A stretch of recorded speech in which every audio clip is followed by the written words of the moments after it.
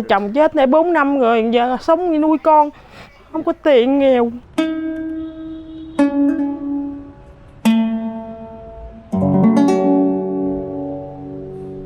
Nó đi mần mướn á, rồi té đứt dây chằng á, giờ không có tiền mổ.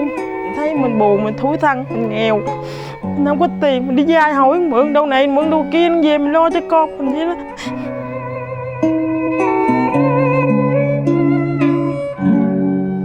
Nó ở trong nhà gì nữa, ở đậu không mà, tới đây ở đậu không mà.